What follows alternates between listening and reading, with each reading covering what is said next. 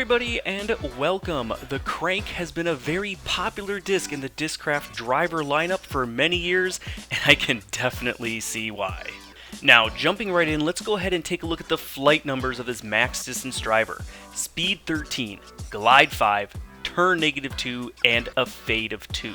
So the Crank comes in a plethora of different plastic types, but these were the ones that I had on hand. I'd say Elite Z was actually the flattest. ESP is kind of in the middle with the crystal sparkle that I had there. That was actually more of a pop top, and so had a lot more dome to it. So the Crank is a very fast driver, very overstable for slower arm speeds. As I mentioned, comes in a lot of variety of plastics. Semi-domey, flat to semi-domey, as I mentioned, the Z was a little bit flatter. And it is a very fast rim driver with a 2.3 wide rim.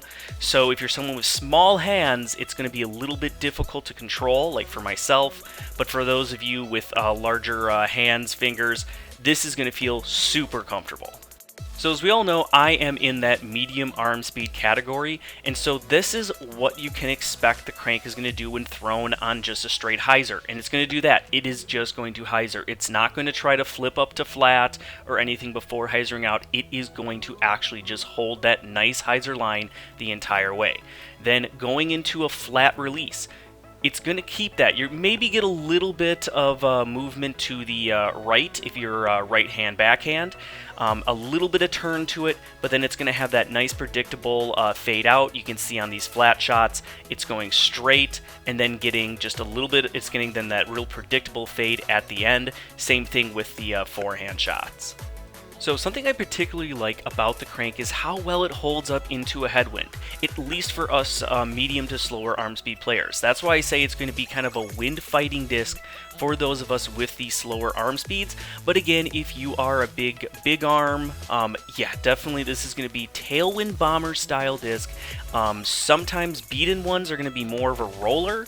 But yes, definitely for us slower arm speed players, this is going to be that very versatile, workable disc. As you can see, it can hold this anhyzer line, but it still has enough stability to fight out at the very end, even into extreme windy conditions, making the Crank a wonderful disc that you can trust in almost any situation.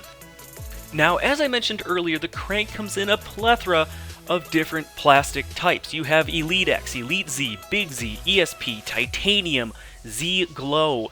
And when it comes to stability, I think probably Elite X is the easiest to break in. Elite Z, I think, is a little bit straighter than, say, the ESP that I was using in this video for the most part. You can see it's a little bit easier to work. It's a little more turn. So if you're finding the ESP is too beefy for you, try the stock Z.